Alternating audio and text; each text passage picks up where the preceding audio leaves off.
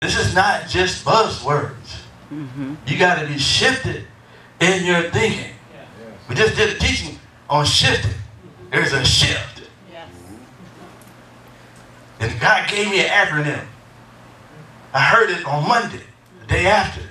Suddenly, heaven influencing foundational truths. That's what shift means.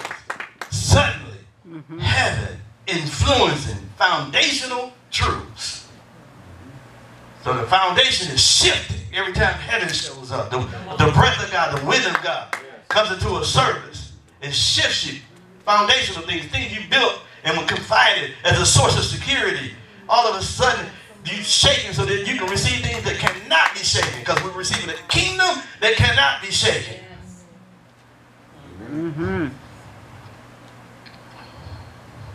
To those that have an ear, and we're shifting from weakness to strength. Huh? We should be able to look over our life and say, how much strength did I have 5 years ago? How much muscle mass in the spirit have I gained? And where am I victim? Every time something come up, I'm always being victimized. Situation after situation. Heart issues, head issues. People coming up against you, speaking condescending to you, on your job, friends, family, I don't know. We should be shifting from weakness to strength. When the devil comes to us, you say, oh, I passed that 2 years ago. Yeah, no, not at this house. No, I can see you. See, your discernment, your clarity, the way you were able to see his handiwork and what he's trying to do, you can see his pitfalls and his traps. Why? Because you've been through it. See, I've been through some things. I was an alcoholic, so I can tell an alcoholic.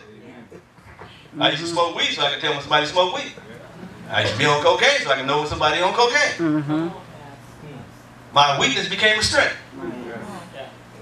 So I'm able to perceive when the devil's getting ready to do something. I've been into some tight quarters and watched God bring me out. So we can go from weakness to strength, from religion to reality, from bondage of sin and death to the liberty of the life-giving spirit. When Jesus came and changed the order of things, he shifted humanity. The church should consistently be shifted in its thinking. It's embedded. It's already wired in your whole DNA. The outward man is perishing. The inward man is what? Being renewed. What? Day by day. Let's cooperate.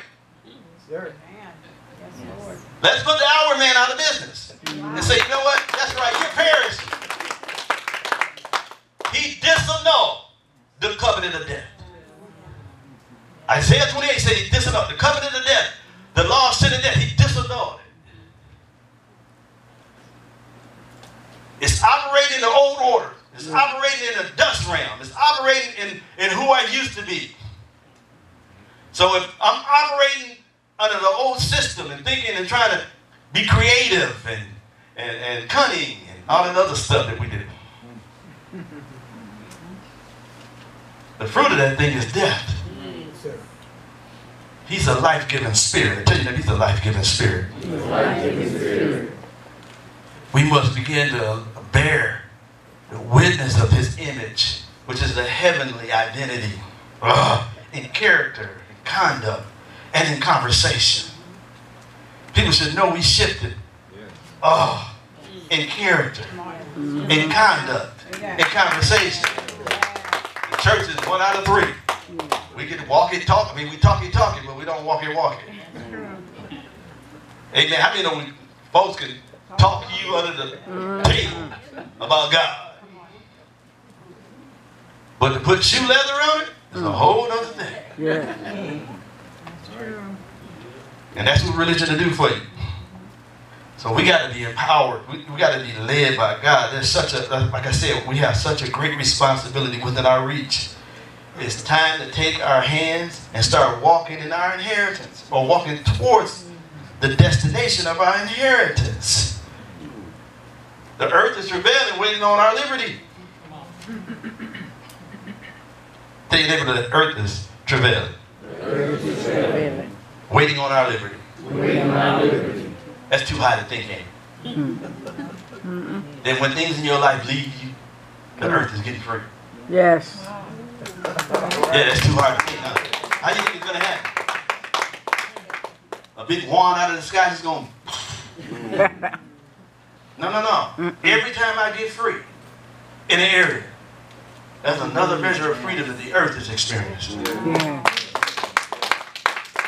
I know we clapping, but I believe it. I believe it. Just like the act of one brought us into devastation, I believe the act that we do and participate is going to keep the darkness in the earth. We're keeping it long. Mm-hmm.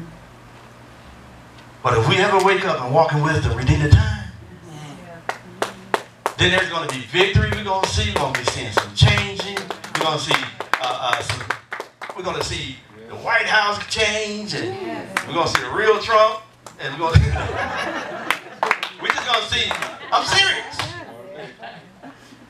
We're the salt of the earth. We're the light of the world. The inconsistencies in us is played out on a larger scale on society. Society is a shadow of what the church is. It ain't reversed. What we see in society is a direct ramification of the condition of the church. Oh boy. If my people call on my name, am I right? I'm going to accept and pray. Seek my faith. All right? Time for that wicked way. What are you going to do? Get from heaven, do it. Heal that land. Yeah? So we keep playing church. And then our grandbabies just going to grow up in more devastation and chaos. Mm-hmm. You think you're going to legislate it? Mm-hmm. And they going to be legislated. Come on. It's going to be transcribed on your heart. Mm-hmm. Every time your allegiance is affirmed by your actions. The devil is losing authority, losing power. So every time I'm renewed in the spirit of my mind, every time I'm accepting the holy writ, and I'm complying with my convictions and my core values, change is happening. Mm-hmm. Okay, let me stop. Y'all don't. See, we've been so indoctrinated. We haven't understood the rest that God has given us, the complete union that He's given us, and the stewardship of a dominion that He's given us. He's given us an authority in the earth. And I'm not just speaking it. It's something that we have to understand. But we got to be submitted to His authority before we execute His authority. We got to come under before we rule over. Mm-hmm. So as we submit to God, then He revenge all disobedience. Yes. Am I right? Yes. And that's the word, 2 Corinthians 10:6, right? Mm-hmm. When your obedience is fulfilled, I'll revenge all disobedience. So I don't, and just to bring it to you, right to your role, I don't have to wrestle with my wife or my husband. Mm-hmm. Because when my obedience is fulfilled, then the daddy that they know becomes the austere man, the disciplinarian. And then you just step aside and let him do what he needs to do. You don't try to interpret what he's going to do. You just say, okay, God, get him. You hear him. You see him. Her, him, don't matter. Am I right? Yes. Because that is a law. He said, having readiness to revenge all disobedience when your obedience is fulfilled. Yes. So when I'm held accountable, then God's going to execute the judgment to everything that's against me.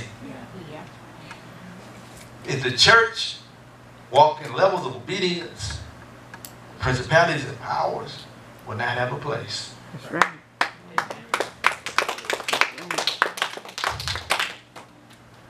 And that's why folks don't believe in deliverance. I believe in deliverance, probably not as extreme as some do, under every bush and a rock. But I believe there are some hostile places in all of us that don't know how to submit. And I by the way, I was just mentioning to the men, I seen people get deliverance that still ain't delivered. Go figure. I've seen folks roll out, push people, buck, cry, and they still bound. They ain't a devil. It's you. That's a choice. Come on. So we sit up here trying to wrestle with folks to get them free and find out they went right back to stuff. That wasn't the devil, that's what you like to do. You like to smoke, you like to drink, you like to womanize. And I'm telling you, until you come to the end of yourself and tell yourself, I like this guy, take it away.